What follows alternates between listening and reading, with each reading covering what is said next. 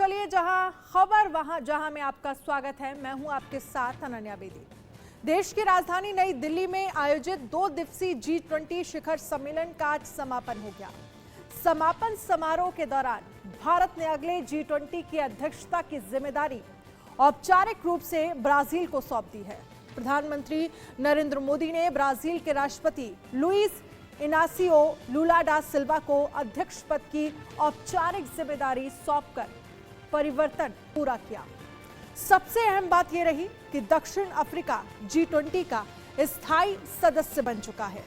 इसके लिए मोदी ने 20 देशों के नेताओं को पत्र लिखा और उनकी बात मान भी ली गई। इसके साथ ही 55 सदस्यीय अफ्रीकी संघ यूरोपीय संघ के बाद G20 का स्थायी सदस्य बनने वाला दूसरा बहुराष्ट्र समूह बन गया है। आज बात करेंगे G20 को लेकर और साथ ही G20 के शानदार आयोजन से भारत दुनिया भर में छाया हुआ है। राष्ट्रपति के डिनर में मेहमानों पर भारतीय संस्कृति का रंग भी देखने को मिला। दरअसल राष्ट्रपति मुर्मू ने G20 के मेहमानों के लिए डिनर का आयोजन किया था, जहां साड़ी और भारतीय परिधानों का क्रेज दिखाई दिया। इस मौके पर IMF की MD क्रिस्टालिना जॉर्जीवा पर भारतीय संस्कृति का रंग दिखाई दिया। क्रिस्टालिना जॉर्जीवा डिनर में भारतीय परिधान में पहुंची, जहां पर वो सलवार सूट में नजर आई। और अब बात करेंगे भारत मंडपम में आस्क गीता नाम का एक डिजिटल ऐप भी देखा गया, जिसमें गीता के श्लोक के जरिए आपको हिंदी और इंग्लिश में प्रश्नों के जवाब मिलेंगे। संवाददाता मनोहर केसरी की ये रिपोर्ट देखिए और समझिए कि कैसे ये पूरा ऐप काम करता है। भारत मंडपम के एक्सपीरियंस जोन में है और ये डिजिटल एक्सपीरियंस जोन है, जहां एक यूनिक चीज़ लगाई गई है, आस्क गीता। आर्टिफिशियल इंटेलिजेंस का इस्तेमाल किया गया है और आप देखिए इस जोन में गीता के जरिए आपको एक सॉल्यूशन दिया जाएगा, गाइड किया जाएगा, इंस्पायर किया जाएगा, ट्रांसफॉर्म किया जाएगा और एक्शन भी बताया जाएगा कि आपके अंदर अगर कोई परेशानी है या आप क्या सोच रहे हैं, किस तरह से आपको अपनी लाइफ में आगे बढ़ना है, तो डिजिटली इसका सॉल्यूशन चाहिए, वो भी गीता के फॉर्मेट में, गीता के श्लोक के जरिए। क्या मैं सही कह रहा हूँ ना जी? क्या नाम है आपका? अजीत जी। तो आप थोड़ा सा बताने की कोशिश करेंगे इसमें और क्या क्या चीज़ें हैं? AI enabled ऐप है, डिज़ाइन बाय टेकबिन।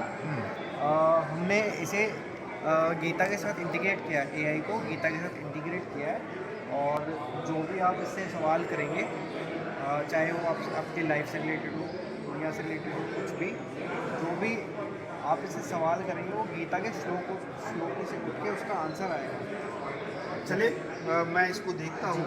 ये आप देखिए गीता, बांसुरी, अभी जन्माष्टमी बीती ही है, भगवान कृष्ण का जन्म हुआ है, उनका यहाँ पर बांसुरी है। और ये आप देखिए गाइडेंस, इंस्पिरेशन, ट्रांसफॉर्मेशन, फिर action, step by step. English, Hindi, मैं हिंदी चूज़ करता हूँ। ये हमने हिंदी चूज़ किया। अपना नाम लिखना पड़ेगा।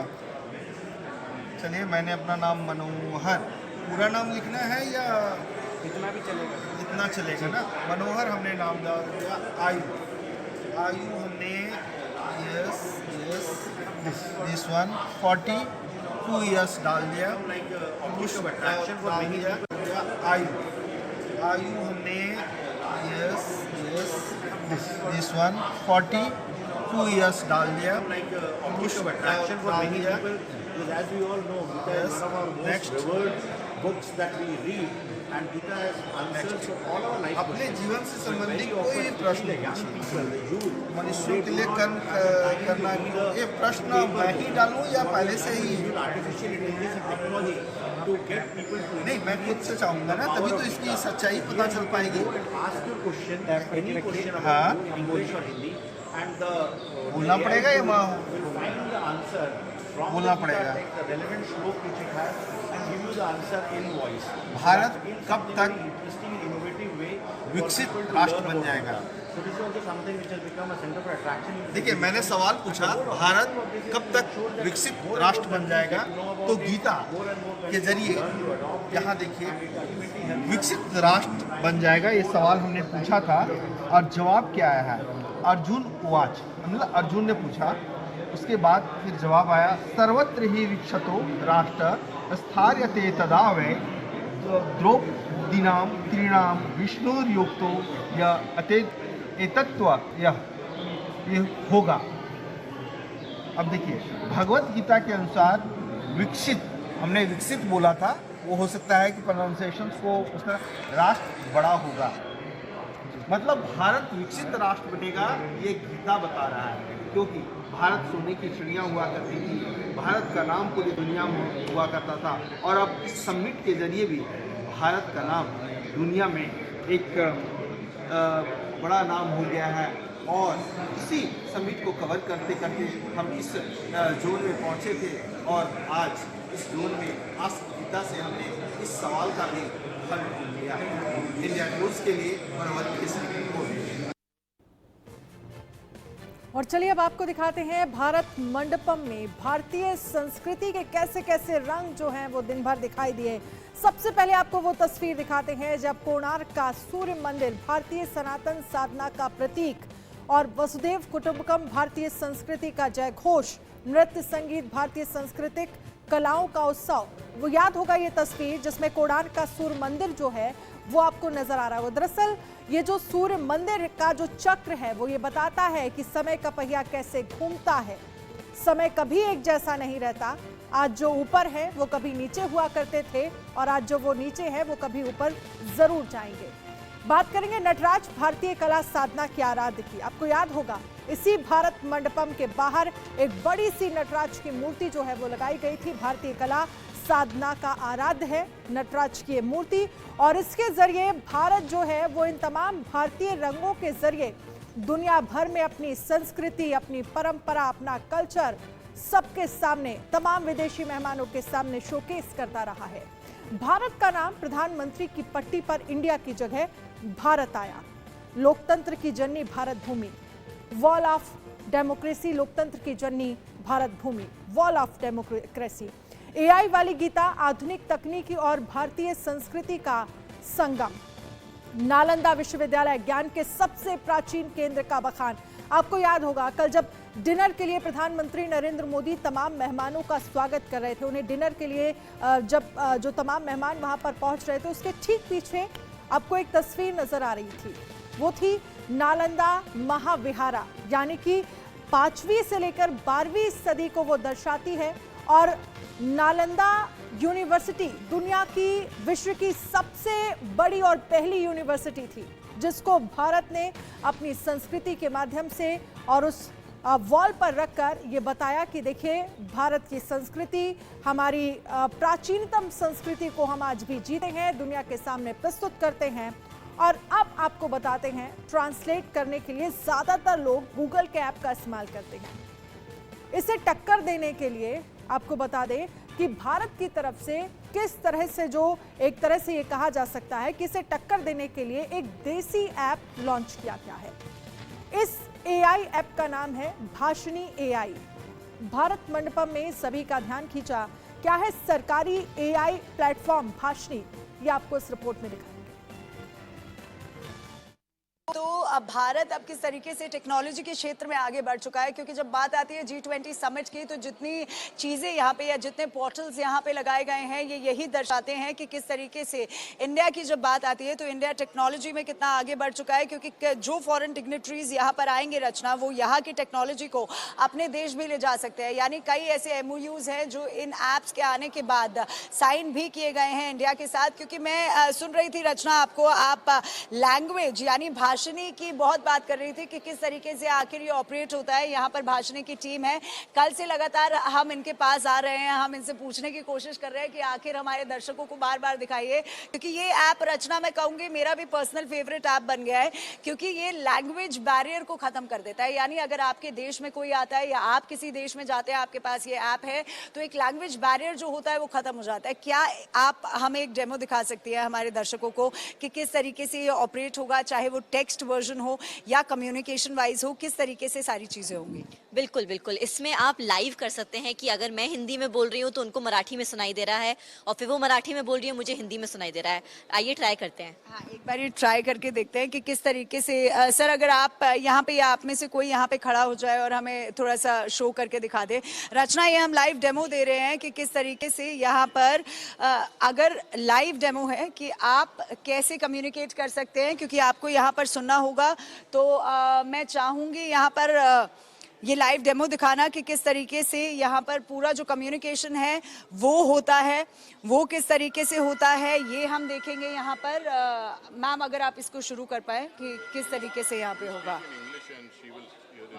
अच्छा, ये यहाँ से अंग्रेजी में बोलेंगी रचना, और यहाँ पर दूसरे साइट पर ये हिंदी में कन्वर्ट हो जाएगा। तो यहाँ पर तमाम जो ऑप्शंस है वो दिए गए हैं, यानी अगर आप यहाँ से इंग्लिश में बोलते हो तो यहाँ पर आप हिंदी में सुन सकते हो। और यहाँ पे मैं देख पा रही हूँ कि सर जो है वो लैंग्वेज टाइप जो है वो सिलेक्ट कर रहे हैं कि आपको किस भाषा में सुनना है। तो ये चीज़ें भी यहाँ पे आपको डिजिटली देखने को मिल रहे हैं कि किस तरीके से हम हिंदी इंग्लिश में इस चीज़ को जो ट्रांसलेशन है उसको शुरू कर सकते हैं। तो मैम, अगर आप इस चीज़ को शुरू करें।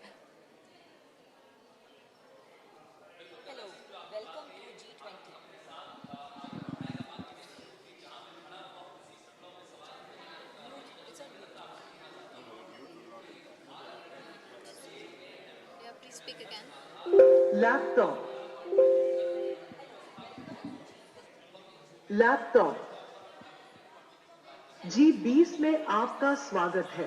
तो रचना, आपने सुना कि किस तरीके से उन्होंने बोला था कि वेलकम टू G20, और आपने सुना कि किस तरीके से वो लगातार इस बात को रिपीट कर रहे हैं।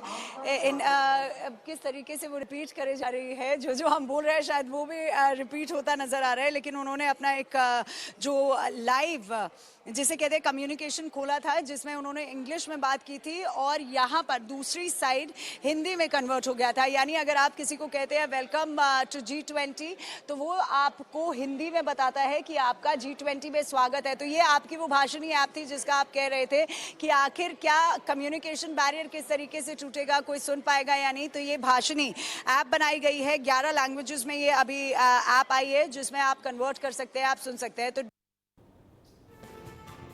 भारत मंडपम में मधुबनी पेंटिंग्स भी आकर्षण का केंद्र रही, जो शांति देवी ने बनाई है। ये रिपोर्ट देखिए।